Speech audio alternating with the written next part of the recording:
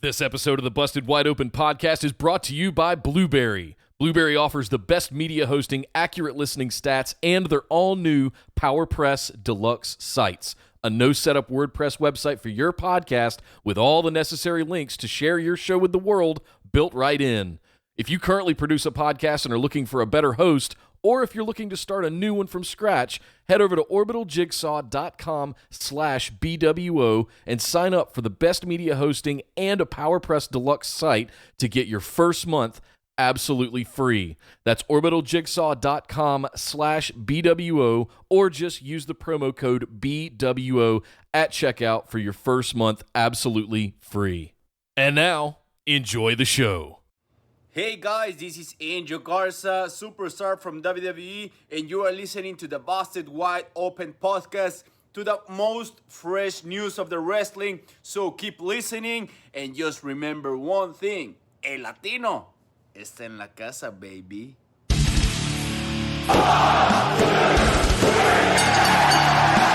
You're listening to the Busted Wide Open podcast, dropping the elbow on the hottest topics in sports entertainment and the world of professional wrestling. With your hosts, Nick Howell and Sir Ian Dangerous. Coming to you from the Orbital Jigsaw Network Arena in sunny Southern California.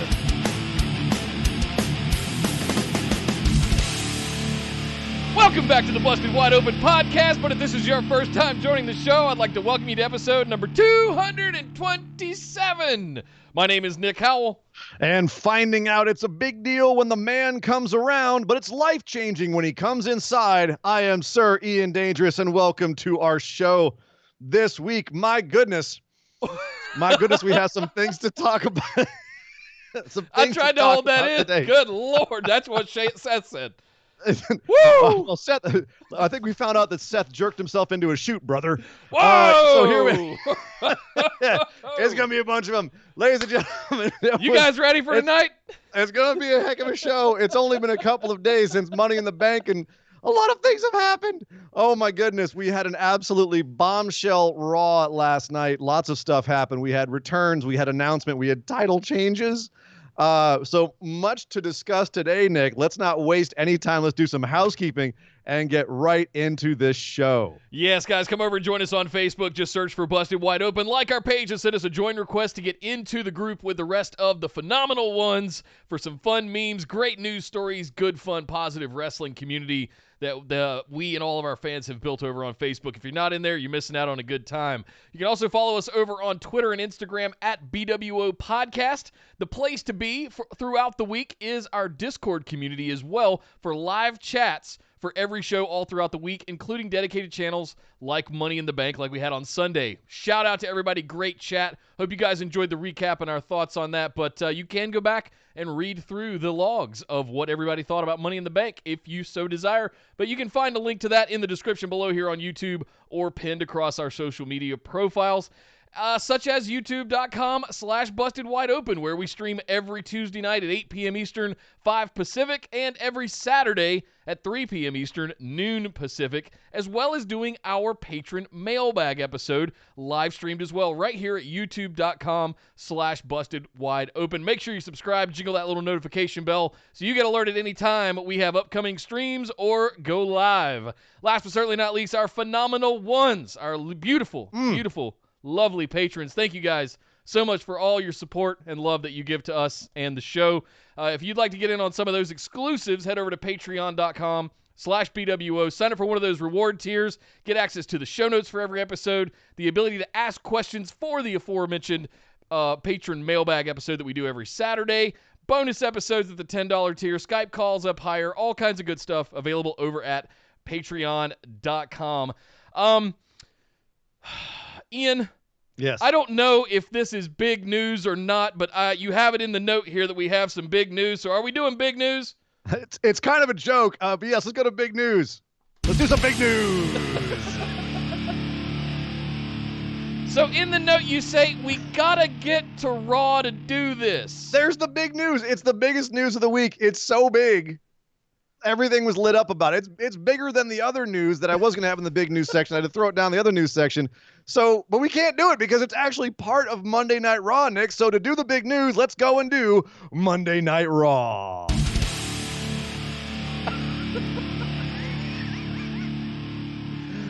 By oh my God. goodness. My Stairs, God. All right, let's and by God.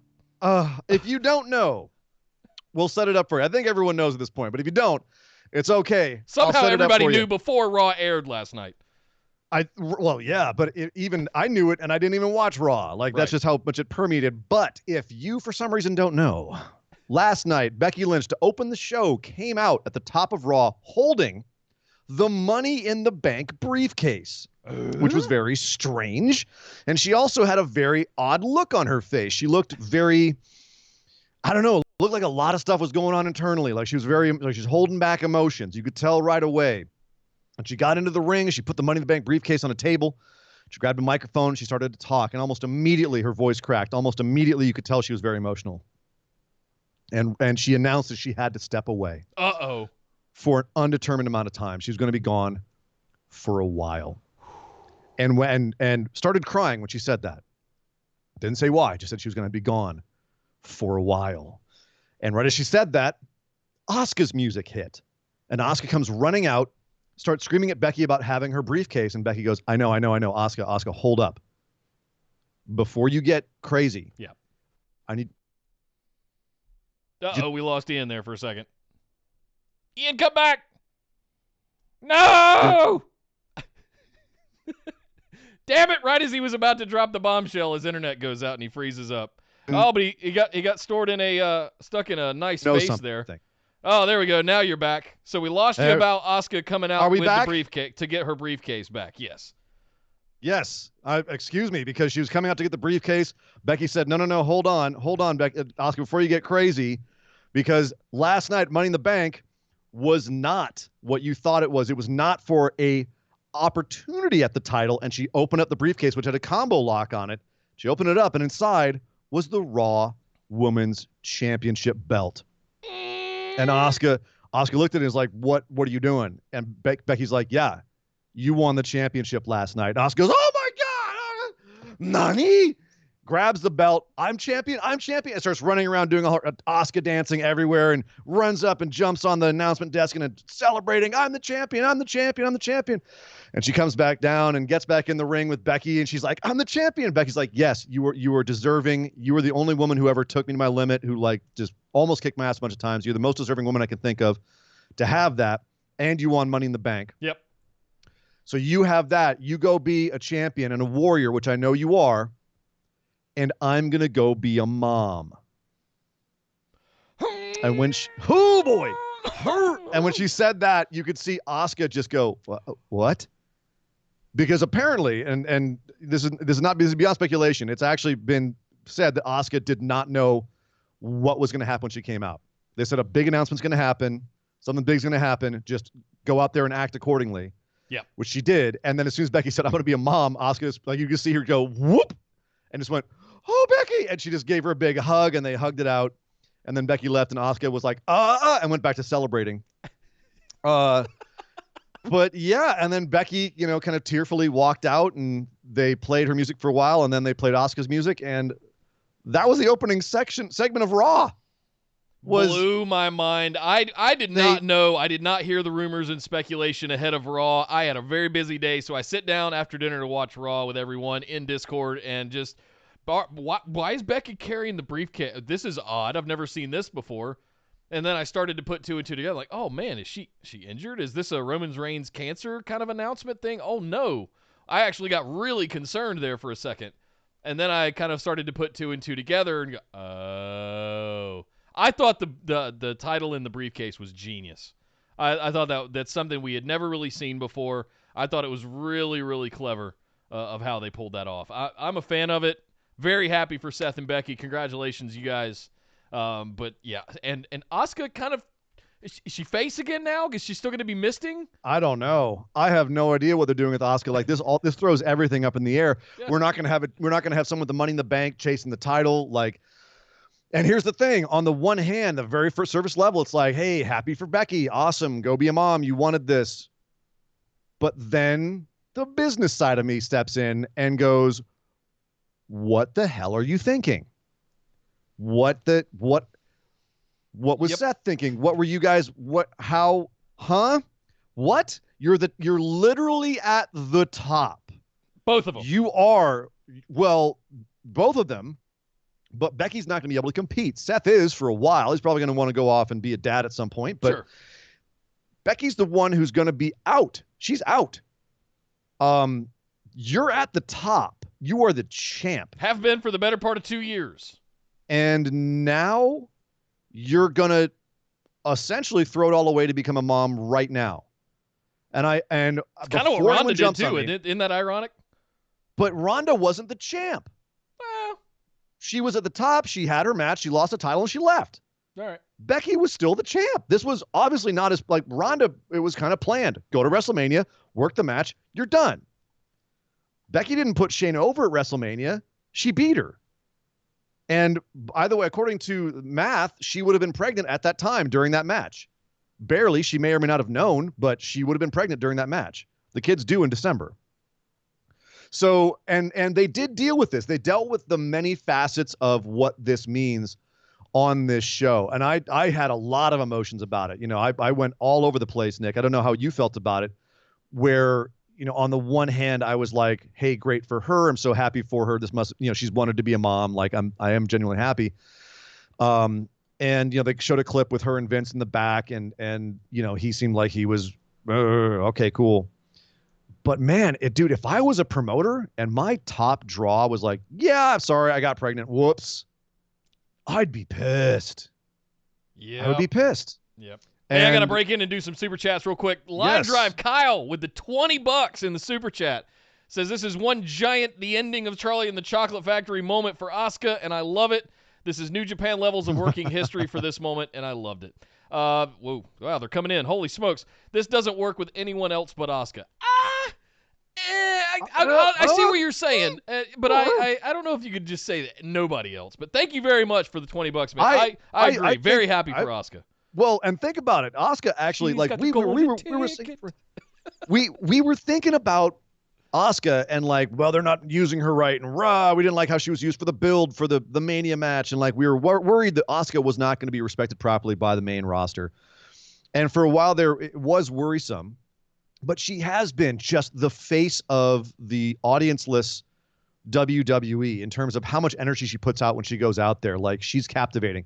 She has been the MVP over the last couple of months. So, and not, I don't, over the last few years, Asuka is now in rarefied air, Nick. I don't know if you know this now. She is one of only 4. Her and 3 other performers are the only ones to have ever done what she's done. She is now a Triple Crown champion. She's a Grand Slam champion, but she's a Grand Slam as well as winning Royal Rumble and Money in the Bank. Only Edge, Randy Orton, and Seth Rollins have done that. If she wins Elimination Chamber, then she will actually have done everything as possible for a woman to do in this company. Yep. That's insane. Yep. And also, she got that in the last 2 days. So that's crazy. So mad props to Asuka picking this up. Very deserved. So happy that they see it. They see it. Yep. In Asuka. So that's fantastic. Couple more super chats to get to. Chris, 1978's $2 super chat says, let's get it going. Let's get it, Chris. Yeah. Yeah. And Andy Jessup with $2 super chat says, not only top, she was the face of WWE for the last 2 years. Did she get to drive the big rig home? I don't know. I'm torn, man. Here, that's a good baby wagon right there. Seriously, you know, I mean, if you're just listen, I'm so torn here. I didn't go down that rabbit hole as much as you did because my good old Southern morals are kicking in, and it's about raising families and family first and all that stuff. And a part of me's like, hell yeah, WWE will still be there. Right? Will you? I don't know, but obviously your priorities are in the right order. At least you're going to have the child. You're going to, do everything you need to do that. I appreciate all of that, but I agree. It's 2020. You could, was it just that she's getting older and getting to that point where she maybe wants to have more than one, so they have to plan in reverse and do, I get it. And I'm not going to sit here and pretend like I have kids and I know what that life is like, because I don't, and nor will I, for many various reasons. But I get it. I understand the argument of why would you do it now, But the minute I hear that someone has a successful pregnancy, that all kind of just goes out the window, and I'm just like, yeah, I don't care. Asuka's got it. Fine. Yeah, Go happy for do them. your thing, We'll guys. be fine. Yep. Right. It is very nuanced, and it's hard to come down on one side of it. I'm not a Southern boy, and I'm also not really into babies. I'm not a baby guy. I don't like babies. I don't like children. So for me, it's hard to see this and try to act like a human and be like, hey, yeah, happy for you. Yeah, babies. And not, good, yeah. yay, congratulations, I guess. I don't see the value in it that other people do. So, but I understand that it's there and I get it. So it to me, it's like a shocking, horrifying thing. Like, why would you do this? You had everything and you're throwing it away. It's a miracle. But again, exactly. That doesn't compute for me emotionally or logically. So it's, again, I'm having to like put on my human glasses for a minute and be like, I see. This is what a human would do, would be to go and have the baby. Okay, cool. Good. Happy for you. I tend to come down. So Shayna Baszler was interviewed a bunch during the show as well and had a match with Natty. And Shayna had some less than pleasant things to say. She called the baby a parasite. She said, I don't understand why you would go have a parasite. Here's a fact. 10 out of 10 mothers will tell you pregnancy didn't ruin their careers. And then she goes, this kid is going to suck. Have you seen who the father is? She was throwing barbs. She was throwing barbs out there. She said, does she even know who the father is? Or do you even know who the father is? No, do you know who the father is? I think she was pointing out that Seth Rollins, and he's a dick heel. Oh, I get it. Okay. Yeah. I thought she was just asking do you even know who the father is? As to slut shame or something like that, right? Because that was part of the plot as well, was that, you even had Seth Rollins, who we have to talk about a lot in a second here. Yeah. But Seth Rollins looking very disheveled backstage for different reasons. He wasn't disheveled because he was going to be a dad, although that we that think did kind of read. We think we're not sure. She's pregnant. His hair is all standing up. Not only did I lose to Drew, but I'm going to be a dad as well. Mind gone. But Rey Mysterio tried to congratulate him for being a dad and said Seth just dazedly walked away, and Rey goes, "What a dick." So. Yeah, okay, they're not trying to kayfabe us out of the fact that Seth is the dad. That's not the case. But there's a lot of other moving parts here. Okay, Asuka is the champ. So, something's going to happen there. We're going to figure out a feud for Asuka now. They haven't even started that. They just had Kyrie be really happy for her, and they had a cute moment backstage, and that was that. We don't even know where they're going to go with that. Becky was getting congratulated throughout the rest of the night. All of the talk was about her pregnancy, and some people were like, it's too much. They're overdoing it. I'm like, the number one person in your company is leaving because she's pregnant. If that's not the main story for the rest of the night, people would be like, why didn't you spend more? They're mad at Becky. Yeah. So I didn't rate that at all. But not only did we have the moment with Seth where they pointed out, yes, he is the father. But as I said, Shayna Baszler was running her mouth and Natty didn't like it. At which point Shayna said, well, that's funny that you should care so much about someone having a kid because you'll never have one. And I guess that means the Hart dynasty will die with you. Shayna. Dropping bombs. And then they go out and they have a match, which it was. I mean, it was weird because it was like Natty was showing off a lot of really awesome technical wrestling skills, and Shayna was just kind of there until she kneed Natty in the face, and that was the end of the match. So I got to say, I was a little disappointed in the match. I felt like it needed more fire, and Shayna needed to look a little bit more vicious in it. But yeah, it was what it was. I still like them placing Shayna as being someone who just does not give a crap. Does not give a crap. Zero Fs whatsoever. So, by the way, did you hear about the new E-series that's starting this fall called Total Becks? I did not. Is that actually a thing? No. Okay. It's me being stupid. Nick, they're going to find some way to. They're going to find some way to capitalize on this. You know they listen. They're going to steal that from you and copyright it, and you're going to be sitting there without any of the money from the show, going, "What if?" So, is this the best way they could have handled this? Becky goes to Vince and says, "Vince, I'm pregnant. I've got to quit." Is there a better way they could have handled this? Because just to preface it, Nick, I thought the segment with Becky and Asuka was riveting TV. Yeah. And I had an argument immediately before the show with JB about whether or not Asuka should have been so demonstratively silly in the middle of it. Like, was their handling of this the best that it could have been? Let me say this. You're Asuka, and you're not really told anything. It's a big surprise to her, but you're set up to say, hey, Becky just took your Money in the Bank briefcase to the ring, and you need to go get it back. Go get her. Plays her music. She's out. Comes out, and Becky drops that bombshell on her right live on TV. I think she handled it about as good as anybody could have.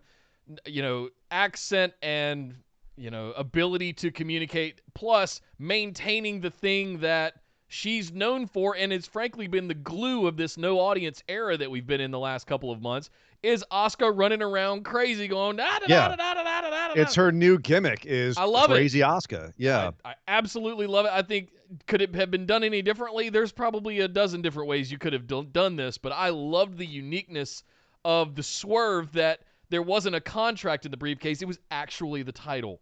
And Yeah, I and I like the fact that absolutely brilliant. it felt genuine because apparently it was that Asuka got swerved by Becky being pregnant. And Asuka was had dropped the whole crazy Asuka thing for a second. It was just like, Becky, honey, chanting started chanting for Becky and everything. Like, that was cool. Yeah. But she never broke character. Asuka that's her character. So to her credit, that's her character.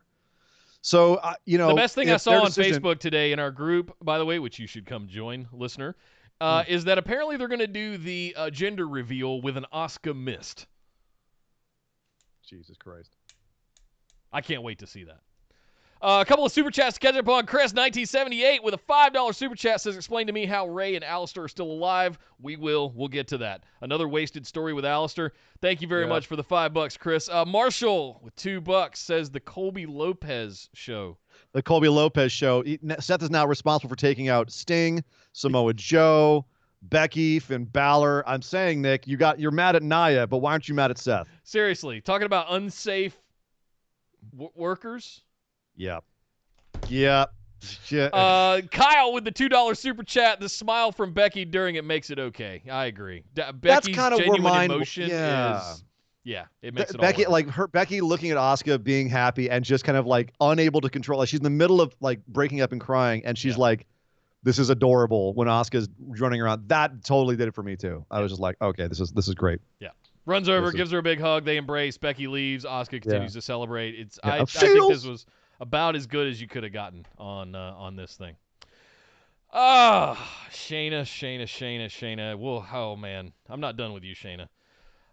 Edge and Randy. Shayna's not done with everyone on the roster, it appears. I'm very curious what they have next for her. You mentioned Edge and Randy. Well, that's how we started the show. We ended up closing the show with Edge and Randy Orton back at it again after their WrestleMania last man standing match 6 weeks ago. And I got to say, they look pretty good for having beat the holy hell out of each other.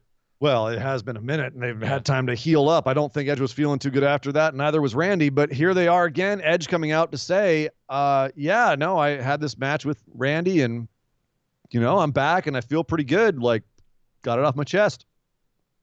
I'm ready to let bygones be bygones, move on. I got my pound of flesh from Randy Orton. And Randy comes out, and Edge is kind of looking trepidatious at first, but Randy says, all right, Edge, you know what? Fine. The better man won. And he walks away. And that was that. Randy's music plays. He walks up the ramp, and it looks like they've buried the hatchet. But no! Randy Orton you can see him just fighting it. He's fighting. Oh, he turned around, went back down to the ring. And sure enough, he says, I wanted to walk away. I wanted to just let it go, but I can't. I just can't. It's not who I am. Edge, you may be the better man, but you're not the better wrestler. And he gave another really, when Randy's on, dude, he's an absolutely amazing promo. And once but hard again, disagree. You're going to hard disagree? That he's the better wrestler? No. No, he's a great promo. Oh, I'm absolutely going to agree with that, okay. But I'm going to hard disagree that he's a better wrestler than Edge. Really? Yes. I'd give it a coin flip, to be honest with you. That being said, that's probably more like it. let's put it this way. It's just open speculation. Yeah. But that's what they're putting out there is, hey, let's find out who's a better wrestler. I'm not done with you, Edge. Like, yes, you beat my skull into a pulp at WrestleMania, but I just can't let it go. I've got to be better at something than you. Yeah. I got to be better. So he challenged him to a straight up wrestling match. And Charlie Caruso, for some reason, was obtrusively in the ring with them, announcing them as they came out, which was weird. And then Charlie says, well, Edge, what do you think? And Edge has just been dumbfounded with his mouth open this entire time, doesn't say anything. And she goes, well, Randy, I guess if this happens, it'll be the greatest wrestling match of all time. Or greatest wrestling match ever. Of all, yeah. Ever. I remember it was ever because it was I particularly almost spit soda out. great. And Randy even kind of like shoots her a little glance like, what the hell? And then it just goes, like, we just hold on the two of them and it goes to black. Yeah, you had me until Charlie. Yeah. WWE. I was intrigued. Although, Nick, I've got to say, they beat the absolute hell out of each other for 45 minutes at WrestleMania in a match that I think everyone agreed was a little bit too long. And Edge won. That was the definition of a blow-off match. Yeah. You get it all out in each other. These two guys beat each other to a pulp, and then the issue is settled. You start a feud with a straight wrestling match. Yeah. This is going totally backwards. Yeah. Is this going to work? Because to me, I feel like the fire has gone out of this feud. You had all this fire building up to WrestleMania. Randy put hands on Edge's wife. He almost broke Edge's neck again. Like, this is about as hot as you could have got a feud. Don't like, forget about Matt Hardy in there too. Matt Hardy took a concerto. He took Matt Hardy out so hard, Matt Hardy's now broken over in AEW. That was a feud. And now it's kind of like, I want a wrestling match. Like, it's why it's the wrong way around to do it. Why are they doing this now? A wrestling match with no crowd after you had a last man standing match? Does this make any sense to you? No, and maybe that's the point, is that it's not supposed to make sense because these two guys have so much history, and we've seen the formula, and we're expecting the formula over and over again, and we're probably would end up being bored with it. So maybe they're trying something a little bit different. Maybe this ends up in a Iron Man cage match at SummerSlam or something ridiculous, where they it's not going to end until one man enters, one man leaves, or two men enter, one man leaves. We had a last man standing match. You're going to build it back up to another one? Like, I know. What? Yeah, I was shaking my head at this, and especially them going, it's going to be the greatest wrestling match of all time. Oh, yeah? Yeah, they're going to do a 60-minute Broadway with off the top rope, brawling into the crowd. We're going to, like, Omega and Okada on the sidelines eating popcorn, going like, oh, this is how it's supposed to do. Flair and Steamboat off somewhere going, damn, we should have taken notes on these guys. What? No, come on. Get out of here. Get out of here. I know that hyperbole is hand in hand with WWE, but this is ridiculous. Yeah. It was ridiculous. So that I agree with you. It ruined the whole segment. I loved the promos from both of these guys. It was fine. And if he says, but I'm the better wrestler, and I'm going to prove it to you by we're going to have a straight-up wrestling match. Bam, end it right there and walk out, go away. Charlie, what in the hell were they doing here? Not her fault. They made her do that. I know. I was wondering if they're short on time since it ended, and you could hear the producers counting down from like 12 when they were just standing there. Staring at each other. I'm okay, well, they were probably short on time. I was like, Charlie, get out there and say something quick. Greatest match of all time. Stare at each other, brood. Yeah. So I don't know. I'm not there. It's official. They're going to have the match at Backlash. Right. Yeah. The shittiest pay-per-view of the year. I don't. Fantastic. That just hypes it up even more, doesn't it, guys? They're either your favorite pay-per-view of the year or the shittiest pay-per-view of the year to you, Nick. Well, I'm mad at 2020. So SummerSlam, my favorite pay-per-view of all of the pay-per-views. Backlash, that one's terrible. Roadblock, I hate this one. Extreme Rules. What the hell is Fastlane all about? Hyperbole, that name is Nick, not WWE. Yes. I'm a very binary individual. I either love it or hate it. It's apparently. There's no middle grounds. Over in the super chat, Chris 9078 with $2. Thank you, sir. He says, Whatever it is, I want color. Yes. I would too. I think the only way you can have these guys keep the intensity up is with some color, but WWE doesn't really do color. You had a little bit of color on Monday Night Raw, but it was a very little bit. It was, I would say, somewhat muted. But let's go over and talk about that, actually. Yeah. We mentioned earlier, Seth Rollins and Rey Mysterio had a little bit of a confrontation backstage. Rey congratulating Seth for being the father of Becky Lynch's unborn child. Seth had nothing to say because Seth looked like he'd been hit by a truck.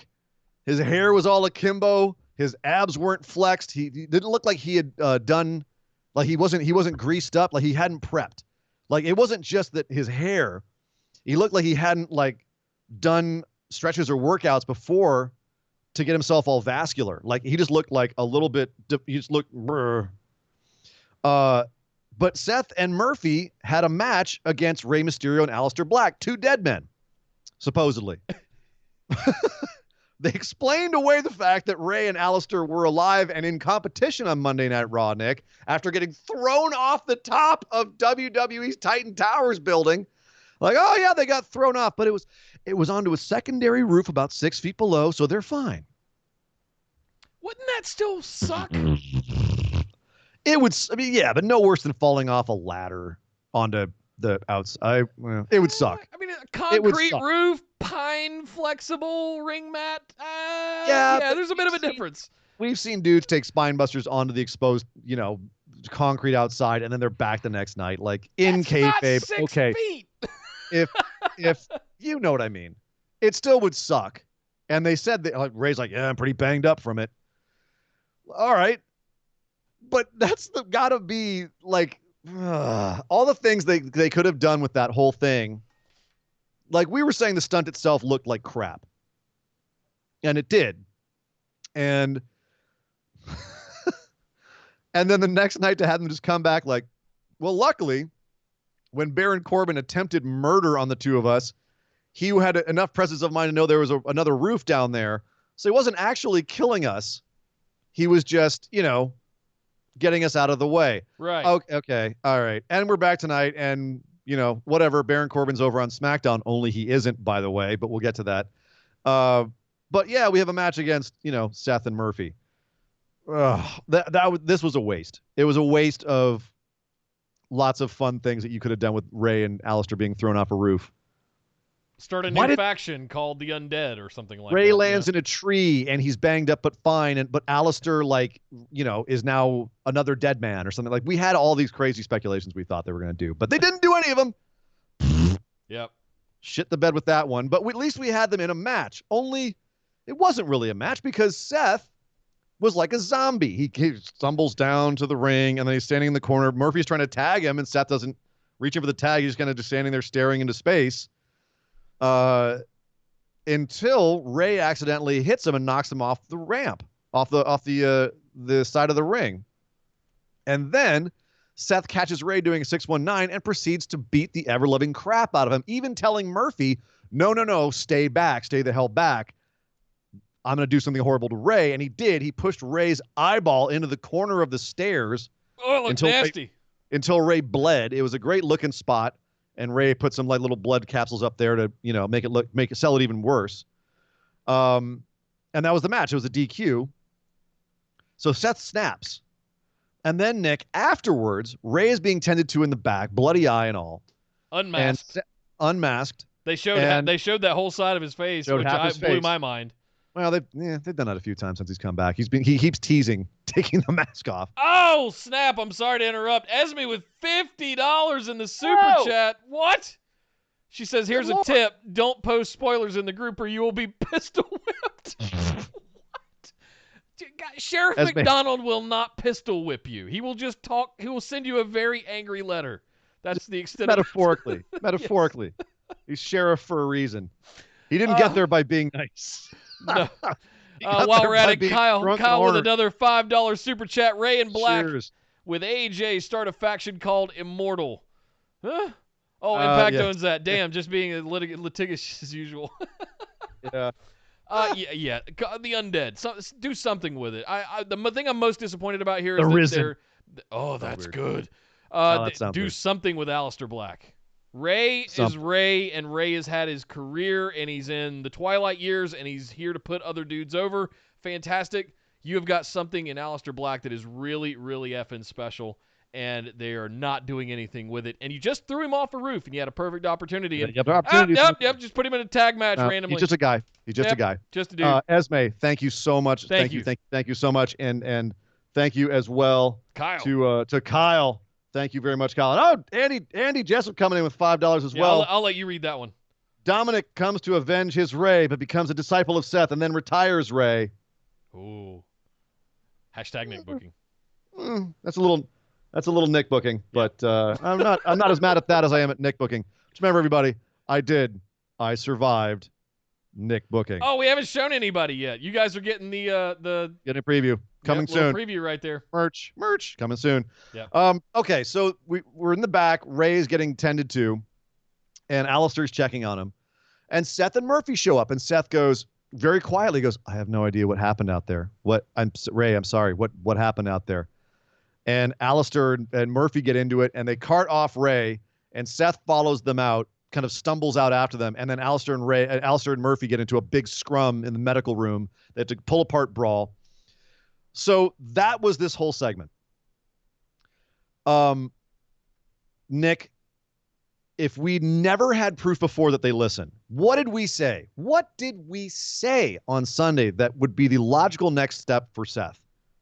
Would be that after him being so certain, so sure of himself with going up against Drew McIntyre, and then not being able to beat Drew, and the way he was looking at the end of that match when Drew shook his hand, the next logical step would be Seth's mind to be broken, and him to reform as a much more evil character. And now I think my words were descent into madness. Yeah. And when I saw Seth, rock bottom, kind of just bottom out, nothing left to lose, kind of descent that he should go through. And when he came out just completely disheveled, walking down the ramp, and just stood there in the ring catatonic, or ringside catatonic, I was just like, hashtag they listen. Whether or not they do, it certainly seems like they're taking the path that we thought would be the best path for Seth to go down, which is he loses his mind. And it looks like he's now in a place where he snaps and becomes even more vicious. We're getting hints of Seth going to an even darker place. That's awesome. He was already a really interesting character. Now it could become even more interesting depending on how this plays out. So yeah, I'm very curious what they have in store for Seth. One last little thing on this real quick. Yeah. Can I just have a 60-minute match between Murphy and Aleister Black? Can I just watch those two guys fight forever? You may get it. Watch them kick each other in the face, in the legs. I just want to see them kick each other for 60 minutes. They're establishing the two of them just absolutely don't like each other. And they're doing a good job of establishing it. And I'm looking forward to them having a feud because I think they're two guys who can work together and make each other look like $1 million. Hell yeah. That's like long-term kind of, I don't like you. Like 5 years from now, we could have Murphy run in and just because he hates Aleister Black, completely screw him out of a title. And we'll be like, I get it. I know why. Right. And we're seeing that sort of booking over in AEW where they're doing long-term ones where they may not be in a feud with each other right now.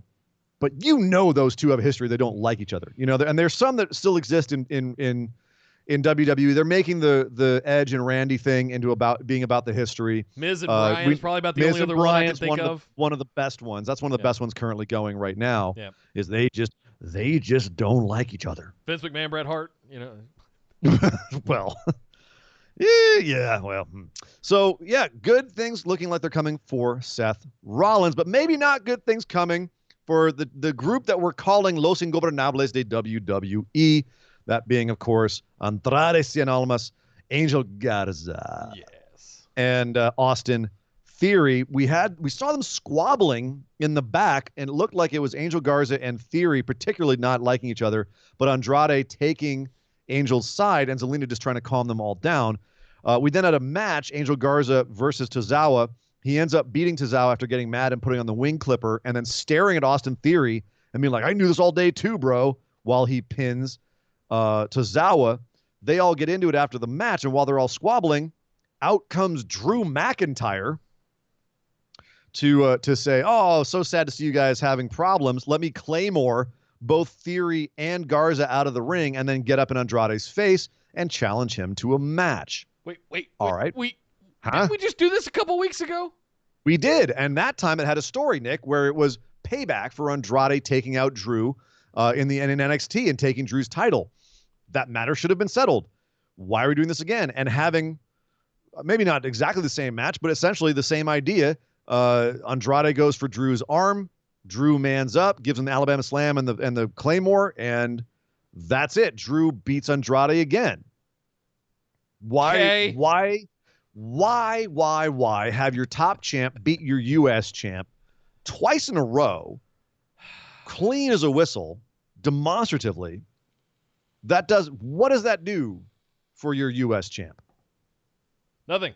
And it does nothing for the LIW faction that is being created. They've made that whole faction look like kind of a joke for the most part. That I'm not so upset about because the infighting is a little weird.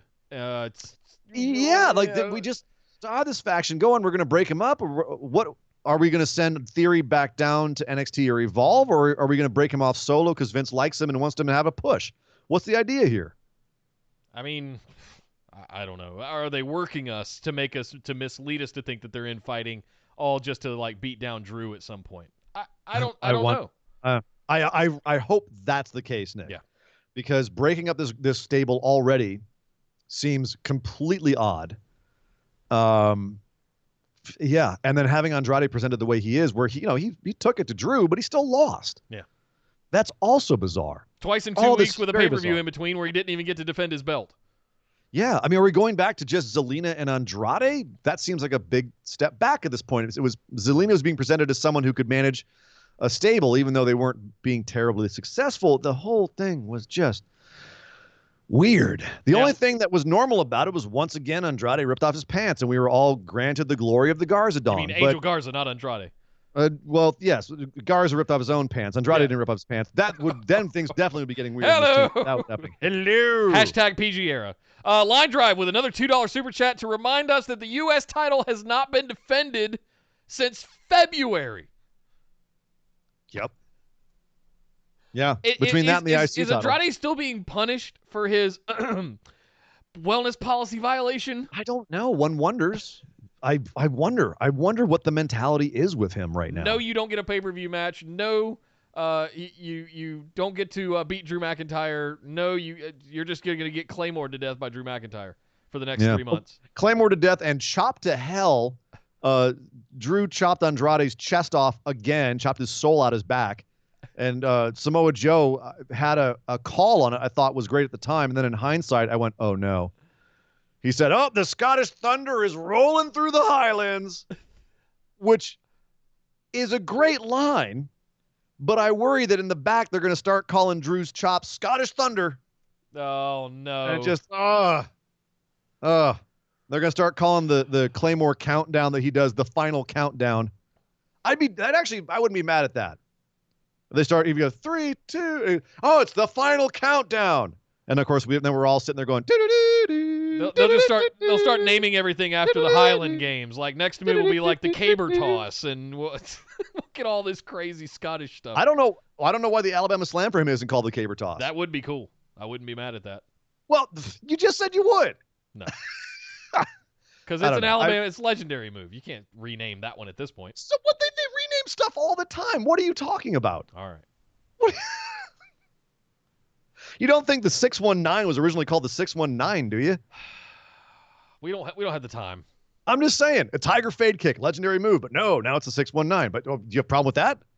And then he makes his whole song called the 619. His whole entrance is 619. Booyaka, booyaka. Booyaka, booyaka, 619. Yeah. I hope that now everyone, when Drew does the 3-2-1, everyone immediately gets Final Countdown stuck in their head. Anyway, so Drew beats Andrade. And afterwards he says, so something strange has been happening since Money in the Bank. Since last week, actually. Raw reached out to SmackDown and vice versa. We want to start trading some talents across.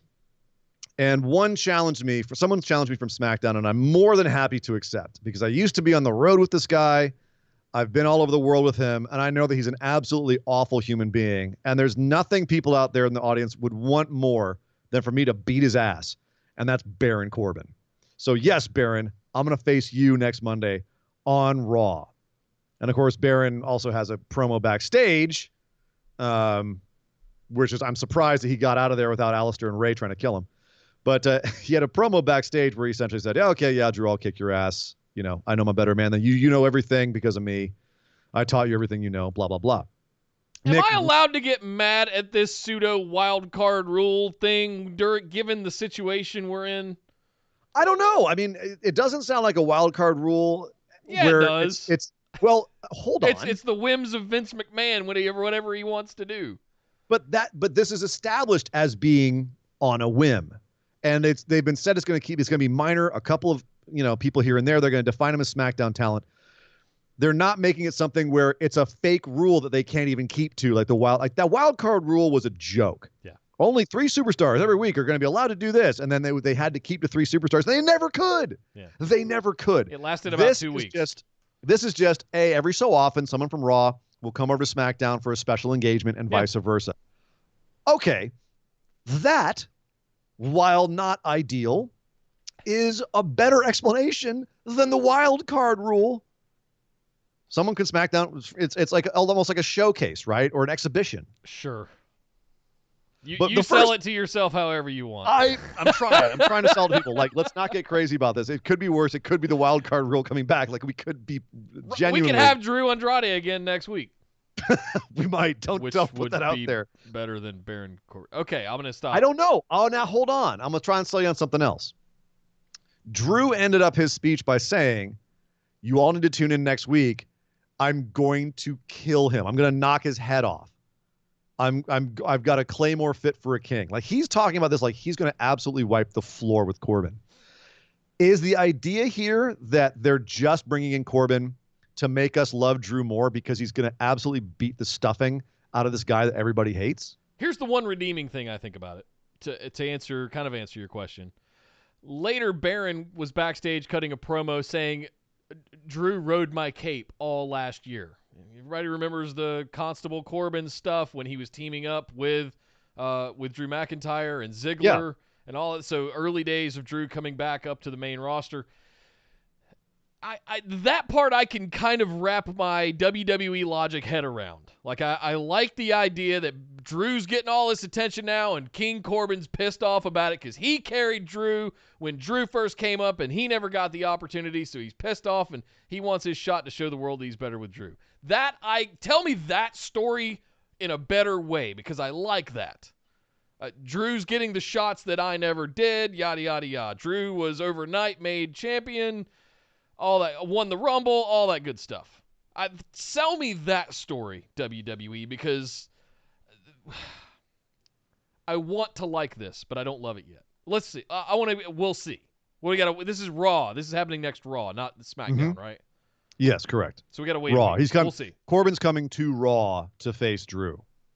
Okay. And I think this could work out if they just have it as Drew just wipes the floor with Corbin and makes us all happy.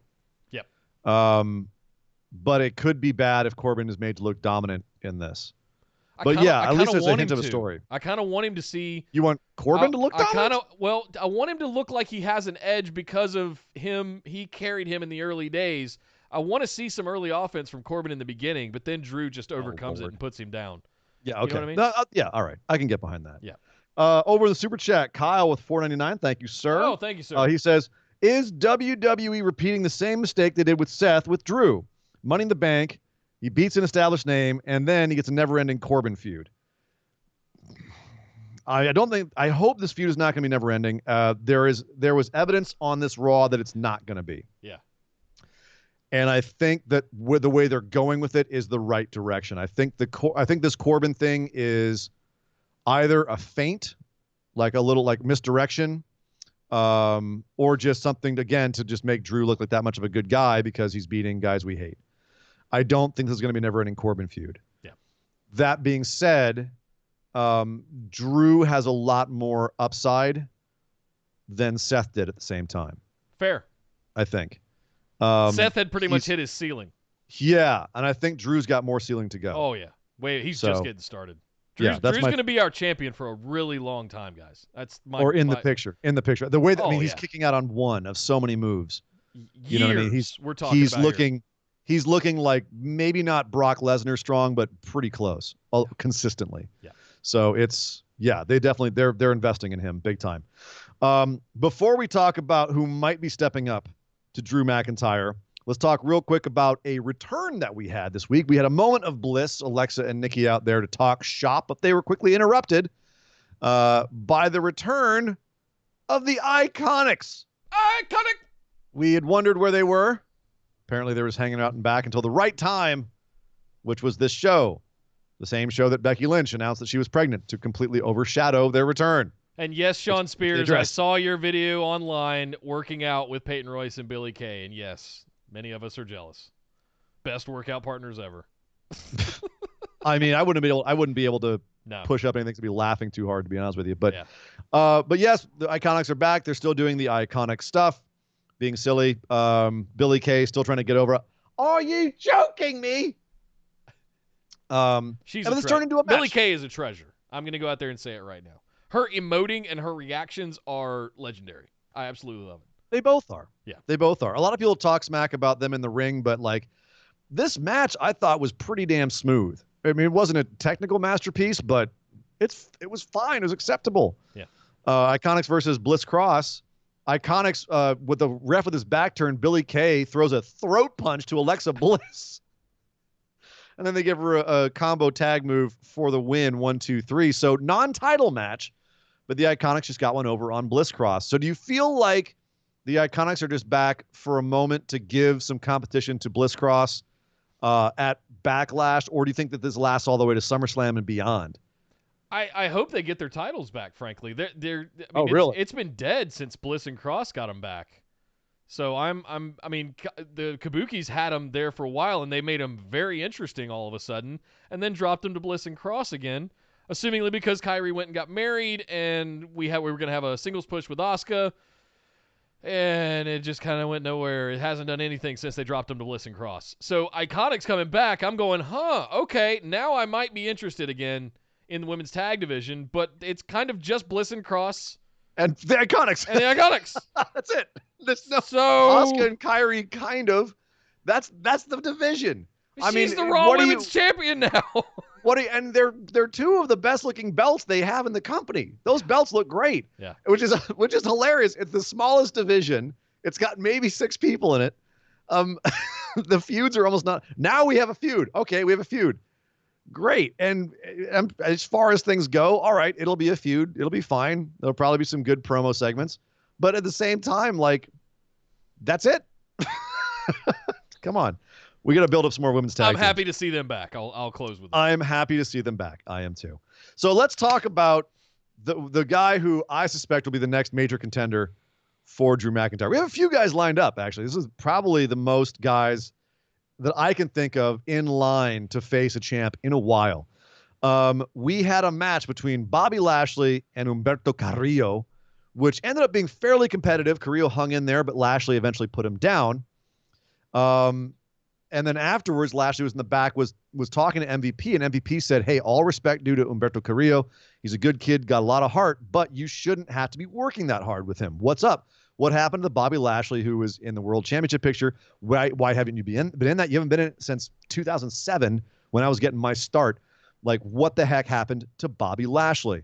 When you want to figure your ish out and get out of your own way, come talk to me. And MVP walks away, runs into Lana, and says, oh, look, here's the other thing holding Bobby Lashley down. And then she starts screaming at him, and he walks away. Interesting. Later on, MVP is in a 3-on-3 tag match. He's teaming up with his boys Vink and Thorne against Ricochet, Cedric Alexander, and R-Truth, because apparently Truth and MVP have some unfinished business from Sunday, which they did. I'm glad to see more there. Yep. Fun match. I thought that was cute that Truth went into his Pretty Ricky alter ego in a match with a guy named Ricochet. A lot of Ricks in that ring. Yeah. With the distraction with the fake teeth, he ends up getting a win over MVP. But then Interestingly enough, afterwards, out comes Bobby Lashley to take out R-Truth. So Lashley is taking MVP up on his proposal. We were speculating with the things they've been doing with Lashley that they might have main event in mind for him. And he certainly would be a guy if you built him up correctly and slowly and established that this guy is a killer. And it seems like they're doing that. He would be both visually and in ring a good opponent for Drew McIntyre. Yeah, I mean, jokingly, we used to call him Lesnar, Black Lesnar. And because I think huge. he's bigger than Brock Lesnar. And he's a legit wrestler. Like, the dude is legit. Yeah. So, I mean, the idea that we could potentially see Drew McIntyre, Bobby Lashley, in the future even, could we get Brock Lesnar, Bobby Lashley? Are we ever going to get that match that we've all kind of wanted to see? We have all wanted that for a while, but you've got to build Lashley up so much to get to Brock. Takes a lot of investment. Remember how much they had to invest in Drew to get him to that level? Yeah. I feel like they're beginning to do that with Lashley, just to have an opponent for Drew that seems legitimate. So it feels like they're starting with that. It's kind of disappointing that Ricochet and Cedric and to an extent Vink and Thorne are just window dressing to all of this. And R-Truth, of course, is just here until training camp starts, and he can go after his 24/7 championship. But this is interesting. So MVP building a stable. We got MVP, Vink, Thorne, and Lashley. Do you feel like that's a legitimate stable? Is that why they're breaking up Los Ingobernables de WWE? No, what does one have to do with the other? Oh, too many factions. There's no such thing, in my opinion. In your opinion, but this is WWE we're talking. This is Vince. No, I think this is fantastic. I would like to see more of a Heyman Brock relationship with MVP and Lashley than I would an MVP faction, if I'm being honest. I don't think I'm not. I mean, they're great workers, but I'm not overly impressed with, frankly, anything that Vink, Thorne, and Ricochet and Cedric are doing as tag teams right now. I think that's going to take a lot of work. So, I mean, the Raw tag team division is just, it's bad right now. I'm mostly excited about what if MVP can be to Lashley what Heyman is to Lesnar. Yeah. And if we build that over the next, 12 months, you could have something really cool at Mania. So I don't know where it's going to come in. I think one of Drew's big feuds is going to happen. We're going to talk about that in a minute. But Lashley's not my pick for the next one. I actually think it's going to be another one, which we'll talk about. Well, they're not really doing well. We'll see. Let's talk about that in a second. Because you mentioned the tag team division, Nick. Yeah. And it being sad. Well, what are the champs in the tag team division doing? They're challenging the guys that beat them in a non-title match to a basketball game. Because the Viking Raiders said, anything that you Street Profits can do, we can do better. And the Profits said, oh yeah, how about basketball? So we had a basketball game.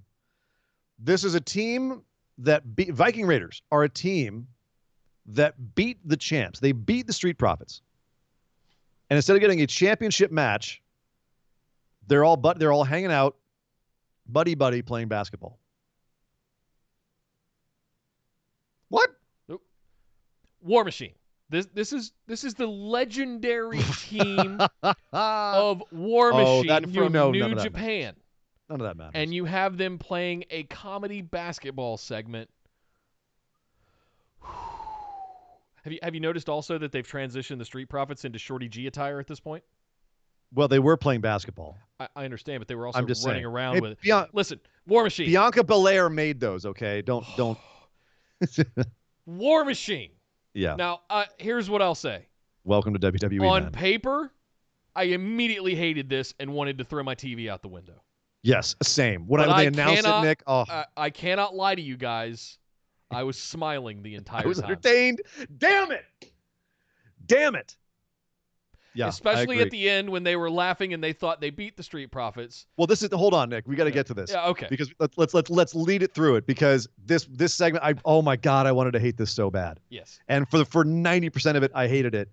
And then, as you said, they brought it back at the end. For most of this was War Machine, was Viking Raiders acting like they had no idea what a basketball was. They had no idea what the game was. They were trying to figure out what the heck to do. basically like typical buffoons, like, why can't we do something like fight with swords or whatever? Right. And the Street Profits like just clowning them and being like, all right, guys, well, let's play some ball. And basically they go up like 79-0 over 4 quarters. And then at the very end, I don't even know their names. Eric, I guess.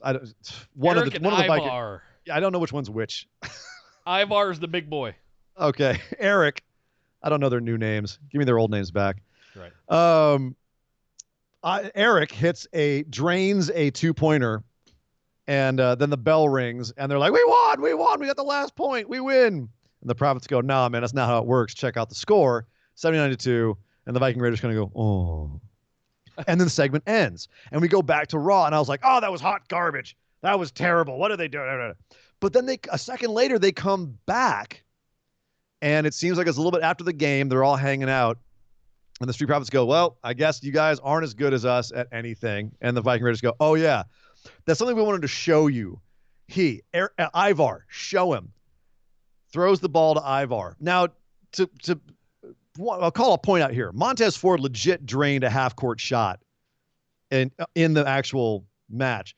Like, there's no Mr. Perfecting that. They did a little bit of Mr. Perfecting with this next part, and that's fine.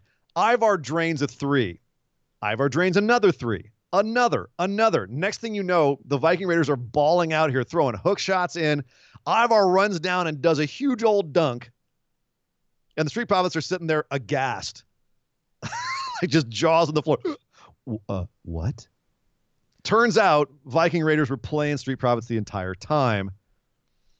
I don't know what to tell you guys. I had a blast. I was laughing. I was smiling ear to ear. It was fun.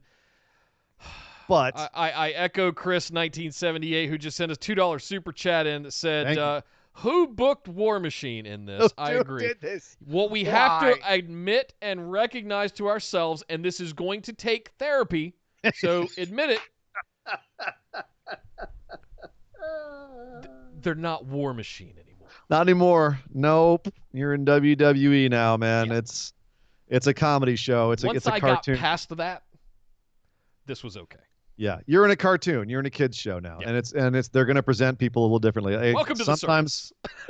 Welcome to the circus, man. And I don't know if Vince caught them karaoke in the car or like saw them joking around and was like, "Hey, those two boys are actually pretty fun and funny."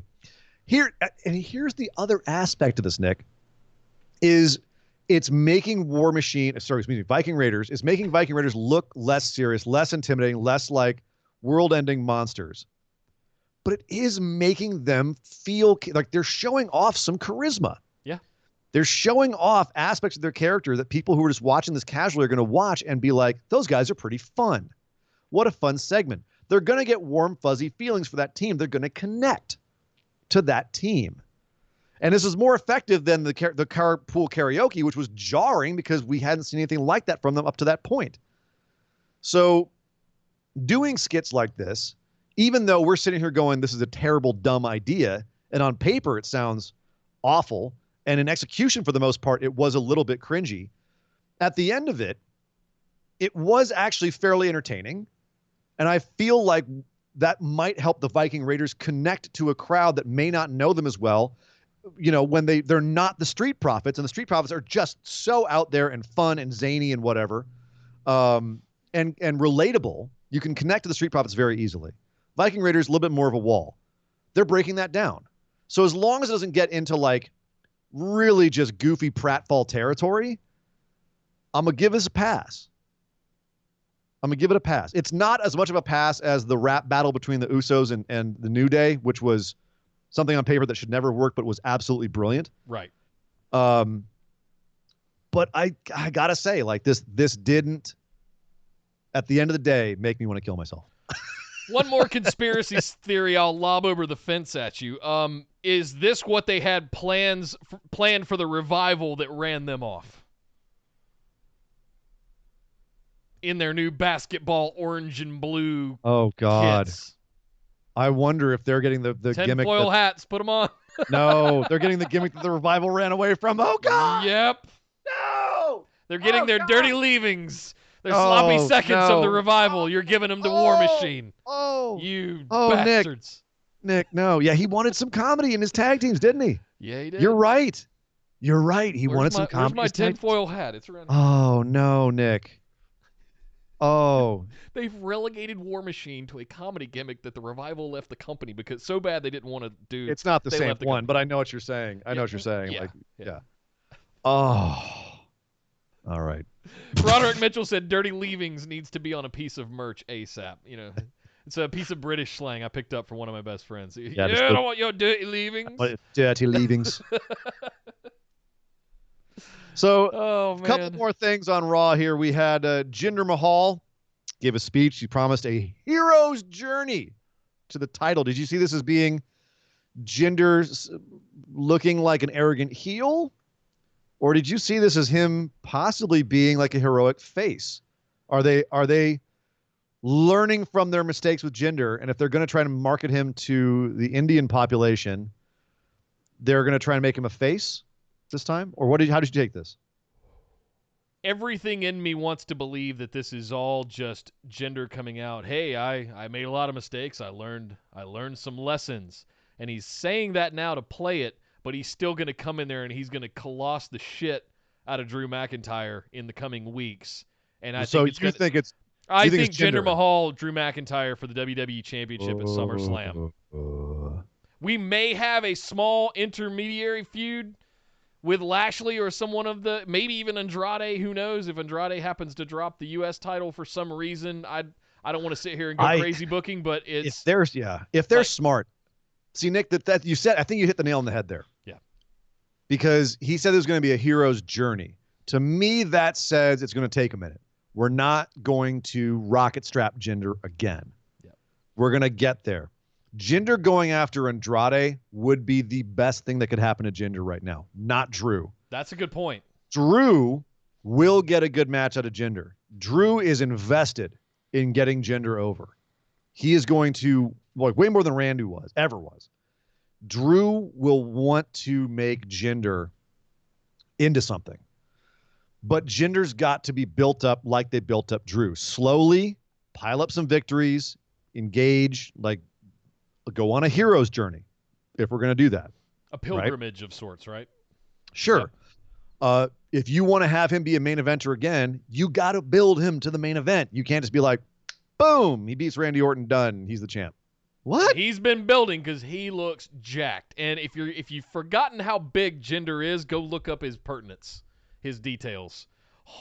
He's a big boy. He's a big dude. And he's a big, he even can without stand all the nose extra... to nose with Drew McIntyre. And as jacked as Jinder looks right now, he's been doing some rehab. He's been putting in work, not like someone else who had double ACL surgery and apparently didn't do shit during their rehab. Oh, my God. Can we not go through one episode without you taking a pot shot? You can't even get her shrine right, man. Lower her shrine. Let us see her face. Let her see her beautiful face there. No. Come on. It's yes. bathed in light right now, and I don't want to look I know. It's your duty to do that. We're not letting you take down that shrine until you at least display it properly. Fine. Wait, you're going to let me take it down? We'll find some way that you can take it down at some point. All right.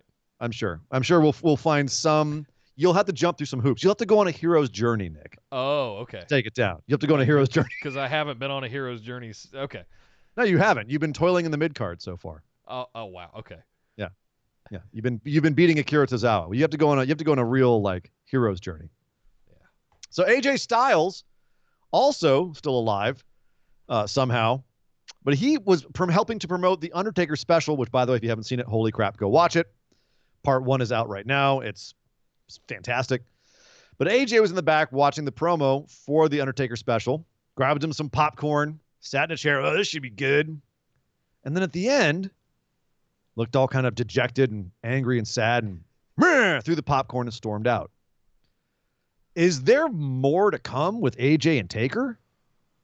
Is this story not done? Everything I'm seeing from the special tells me that Taker knows he should have retired 3 times at least by now. Right. And so I thought that bringing back pseudo biker Taker and having him throw a fist up at the end of it on his bike and flames, and him spit roasting Carl Anderson on the roof. Right? What a send-off, right? If the 2017 match with Reigns wasn't enough where he left all his kit in the middle of the ring and the entire audience just crying and me too, visibly upset. Like, if that's not a send-off, if he comes back again? Yeah. Come on, man. But the impression I'm getting is the dude wants to go out in a really good match. And the Boneyard match was great, but it wasn't a match. So I don't know what's going on in Taker's mind. I wouldn't pretend to know that. But that is the impression that we're getting. He needs to start a faction called the Undead and recruit Aleister Black and Rey Mysterio. Over. It's done. They already showed them they're back alive. It's too late for that now. And AJ for that matter. You tried that. We tried that. It didn't work. They did make an AJ Styles zombie toy, though. You can go get that. So no, I was left speculating, like, is there more to come with AJ and Taker? And what? Is AJ going to come around on Taker? Is he still mad at him? Is he still scared of him? Like, what is the deal there? The fact, like, that didn't seem like an accident to me. That didn't seem like coincidence. So I'm very curious what is still to come with AJ Styles and Undertaker. But Nick, that was Monday Night Raw, and a lot of stuff on that Raw, Nick. Lots of a packed Raw. They actually filled those 3 hours, I felt. Yeah, and something I haven't been able to say for a long time after a pay-per-view is it feels like there was a clear line drawn at the pay-per-view, and then we're moving on to the next thing very clearly. And it's one of the things that in the last 48 hours since watching Money in the Bank, doing the post-show, and then watching Raw last night, and then up to tonight, I kind of went, yeah, we're kind of leaving all that Money in the Bank stuff behind. It was like, all right, that's in the bag. Let's move on to the next thing. The next thing's going to be Backlash in June, I guess. And it feels very clear that we're on the road to that one, and we've left that one in our dust, in our wake. So I haven't felt that in a long time. There's always something left over coming out of something, and I guess we got rid of that last night on Raw. So, yeah. Well, there you go, guys. Monday Night Raw. We're going to close things out today with our dedicated segment by Sean Clark that we always call our Moment of Positivity.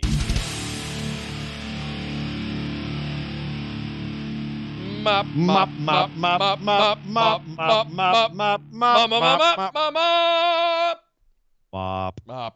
Mop. It's the mop. It's the moment of positivity. That's right. It's the moment where we look back over the last few days of pro wrestling and go, man, what really just tickled our fancy? What made us happy? What was a positive thing to take away from basically all we have, Nick, is Money in the Bank, Raw, and anything else that happened since Saturday.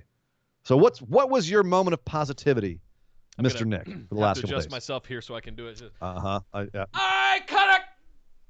Really? The Iconics coming back. Really? Yes. I was so excited to see the Iconics. Yes, there's a lot of stuff on this Raw. I loved the Iconics coming back. One, it breathes some life into the women's tag team division so that it's not completely effing irrelevant now that you've kind of split Asuka and Kairi up. Maybe we'll get them title strapped again, and maybe we'll start bringing up some title or some women's tag teams from NXT to really start building this women's tag division once and for all. Like, I'm very excited to see that. I love them both. I think they're fantastic performers. The fact that they won them last year, God, how long has it been? They've been gone for like 10 months. But I am so happy the Iconics are back, mainly because I miss them squealing and yelling all the way down the ramp. They are brilliant heels. It's fantastic. I'm so excited that the Iconics are back. You had the chance to say that Otis winning Money in the Bank was your moment of positivity, and you went for the Iconics. Night. Oh, did we? Or we didn't do moment of positivity on that. Why not? Did we not? No, we just did a recap. Oh, well, I had moved, much like I was just saying about the WWE moving on, I had moved on. Yeah, you moved on from Money in the Bank. You already forgot your boy Otis won the briefcase. Hey, yo, Mandy, I did it. You already forgot that? Wow. Yeah. Otis winning Money in the Bank was the biggest surprise of the entire show for me. for a lot of people. But yeah, since we're talking about Raw, I went with the Iconics. All right, fair enough. Mine is a little bit bigger because I obviously the big elephant in the room is Becky Lynch is leaving because she's pregnant. That was just kind of been dominating the thought since that happened. But something secondary to that was Asuka. I think anyone who's listened to the show for a while knows that I absolutely freaking worship Asuka. I think she's the best thing in WWE right now. So to have her go back-to-back winning Money in the Bank out of nowhere, so shocked the hell out of me. And then finding out that the belt was in the briefcase and that she's the champ and how excited she was. And then that moment where Becky goes, I'm going to be a mom, and Asuka, you could just see her go, what? And everything just changed. That moment when Asuka changes was just such an awesome moment. That moment's on our banner for this show, by the way. Yeah. There's her face going, oh, nani? Doko desu ka? And that moment, coupled with the dark acerbic side of myself being so happy that they had Shayna Baszler there to pour a can of rotten milk on the whole thing and just crap all over it. The two different aspects of it, the kind of the sweet joy that Asuka had. Yeah. And then just the absolute poison that Shayna Baszler had. Those two things combined is like my Oreo cookie. I was just like, yes. I get a little bit of everything. I get the sweet, happy stuff, and then I also get the dark, angry. That's my moment of positivity. Nice. The contrast between Asuka's reaction and Shayna's reaction to Becky's pregnancy. Oh, yeah. Yeah, well, thank you very much, Syrian Dangerous, and thank you guys. But we're not done just yet. We've got just enough time for our other news lightning round. Beep, beep, beep, beep, beep, beep, beep. Well, thank you all for sticking around. Apparently, right now on FS1, Ricky the Dragon Steamboat versus Macho Man is on right now. Don't change away, though, because we got to do the news right here, right now. Apparently, Becky Lynch has already got out new merch with shirts saying "The Mom." Nice. And also "The Man," but it says "The Ma" with the N in parentheses. Nice. So already got mom shirts out. So we're already capitalizing on her going away and being a mom. They're going to be following her around with cameras on this thing. Capitalize on Total Bex. You heard it here first. Coming this fall on E. You better copyright that right hell now, Nick. I'm not even kidding. On this next news story, this was going to be a top news story, and then other things happened, and I'm kind of glad I got to shove it down here because I'm just going to put this out there before I start talking about this. This is some really uncomfortable, nasty stuff. Trigger warnings in effect. Alberto Del Rio he was arrested. He's no longer in jail. He actually got out on a $5,000 bond, which means his bail was $50,000. He went to jail for assault, sexual assault specifically. Apparently, and again, this is when stuff starts getting a little nasty, so trigger warning. Apparently, the person who's accusing him, the woman that's accusing him, is apparently the woman he's with right now. He accused her of infidelity, and then he slapped her across the head a couple of times, forced her to wear a dress and dance for him. And then when she refused to do that, he said, "Don't cry, or I'm going to take your son and drop him in the middle of the road somewhere." He then tied her hands with boxing straps, put a sock in her mouth, and sexually assaulted her for several hours using various objects. He also punched her in the back, causing visible injuries. And then I placed hands around her throat, and after that, she doesn't remember much. So horrible, horrible stuff. She's apparently still feeling woozy and dizzy from the hits to the head. So he is currently out of jail. But if he's found guilty of this, it's a minimum of 2 years in Texas and a $10,000 fine. We don't have a court date scheduled yet, but we do have his mugshot. And if that isn't a coke face, I don't know what is. The dude has been on a downward spiral for years, and it sounds like he's finally hit bottom. And, obviously innocent until proven guilty, but doesn't look good for the former Alberto Del Rio. So 2 years and very disturbing stuff. $10,000 for everything you just rattled off sounds like a slap on the wrist. It does. I agree. But that's especially with his history. Again, that's the minimum. So it does sound like it's pretty egregious. So one would hope they would throw the book at him a little bit more on that. I feel like I'm going to throw up. If he's found guilty. I'm so mad. But they did just Kyle in the super chat just put in $5 and thank you, Kyle. He said, if you believe in karma, Del Rio had to spend the weekend in a Bexar County jail dealing with a COVID-19 outbreak in Kyle's backyard. Stay safe out there, Kyle. But yes, apparently the jail that Del Rio was in is riddled with cases of the virus right now. So yeah, I don't know if I'd rather have him get that or go to jail for 10 years, which I mean the maximum I think is 10 to 15, somewhere around there. So he could go away for a while if they do decide to throw the book at him, and if they find that this is true, and I don't know why it wouldn't be, given his history. Yeah, I hope he goes away for a while too. So officially to you from the BWO show, F you, Alberto Del Rio, if this is found to be true. Here's a puppy if it makes anybody feel better. Yay, that's a cute look at that little thing. Look at that cute puppy.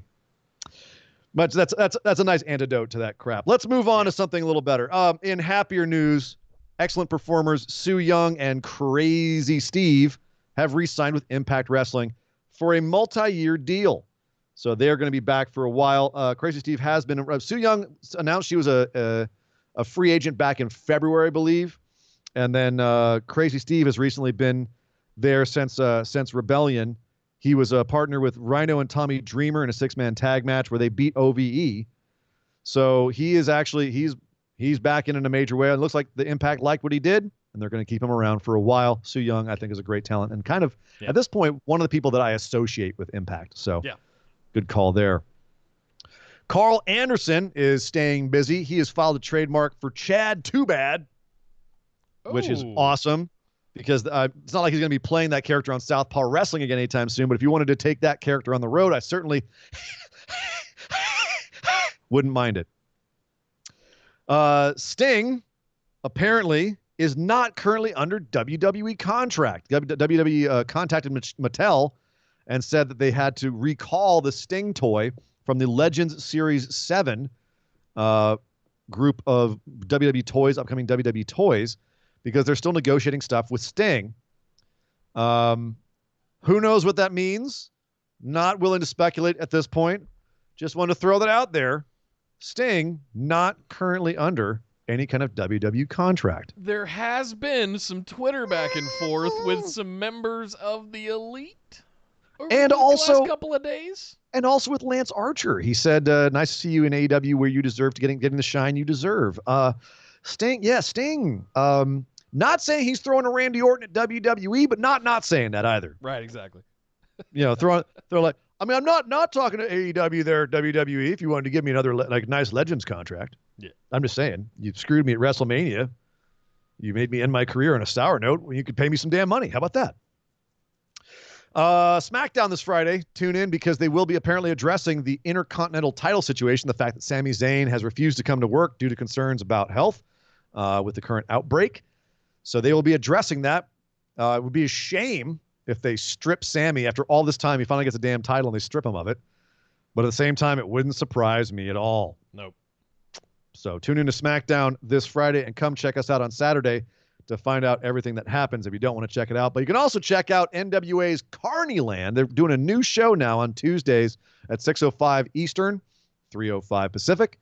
Starting next Tuesday, they just announced right before this show went on, Nick, they announced, Billy Corgan announced they're going to start a show called Carneyland. That's all the information we have about it. It's called Carneyland.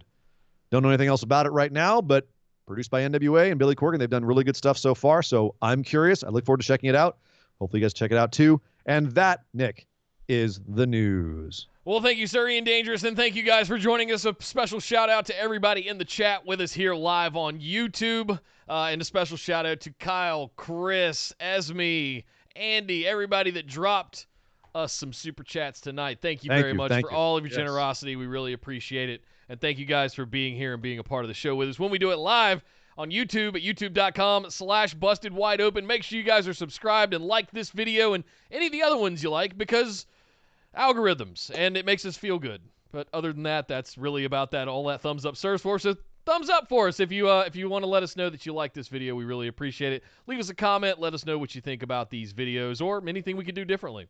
You can also come over and join us on Facebook, where you can just search for Busted Wide Open. Send us a join request to our discussion group with the rest of the phenomenal ones. Get in there for some good memes, some good times and chats, good news stories, all kinds of stuff happening over there. Not to be outdone by our Discord server, which has live chats all throughout the week for all of the major shows, as well as Andy Jessup's Throwback Corner, where he's watching old 90s content all the way from the beginning to the end. So he's got a special channel we've carved out for him there to host those, to keep everything spoiler-free. I don't know how to be a spoiler 25 years later, but you guys know what I mean. You can also follow us over on Twitter and Instagram at BWO Podcast.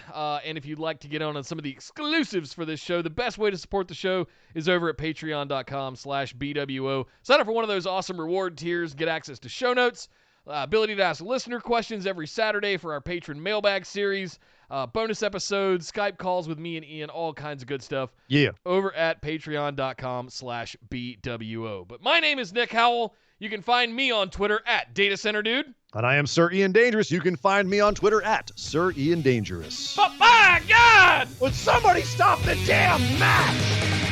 This show is part of the Orbital Jigsaw Network. For more episodes, subscribe to us on iTunes, Google Play, or Stitcher Radio. For details and show notes from each episode, check us out, orbitaljigsaw.com.